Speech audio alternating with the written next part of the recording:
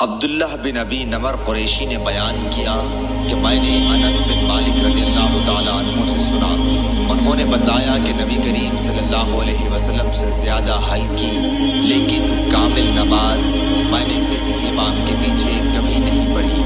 آپ کا یہ حال تھا کہ اگر آپ بچے کے رونے کی آواز سن لیتے تو اس خیال سے کہ اس کی ماں کہیں پریشانی میں نہ مبتلا ہو جائے نماز مختصر کر دیتے۔